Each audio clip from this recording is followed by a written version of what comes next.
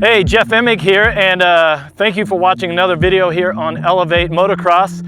Today we're at LACR in sunny Southern California, and you wanted more videos on cornering, so I'm gonna give you one right here. So today the track's pretty smooth, so we're not really dealing with many bumps, braking bumps, or even any acceleration bumps.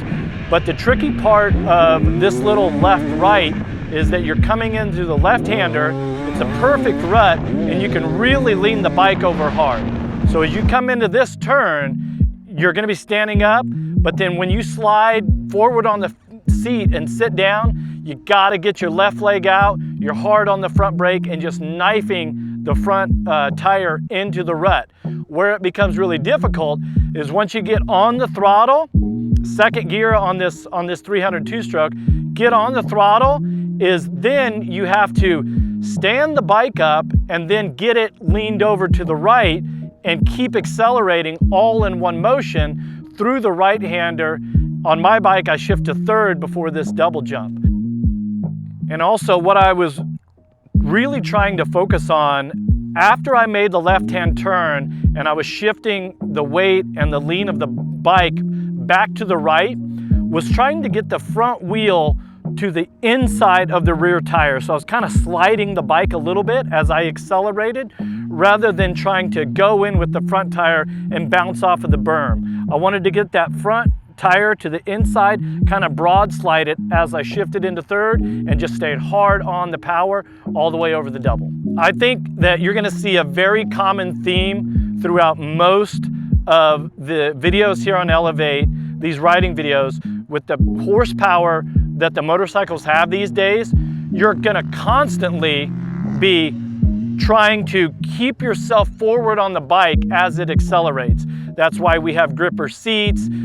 That's why you hear pro riders, when they give instruction, they talk about squeezing the bike with your legs.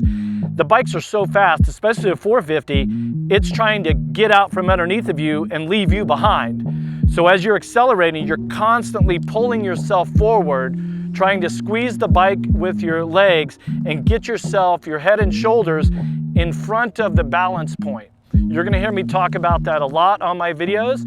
When you're back here and you need traction because it's dry and slippery, yeah, you lean back, you roll your hips back, you get a lot of power or traction on the rear tire. But when it's sticky and you got a lot of traction, the front wheel's trying to come up, the way that you stay on the throttle is by getting forward, is by rotating your hips forward, flattening out your back, and getting your weight forward as you accelerate.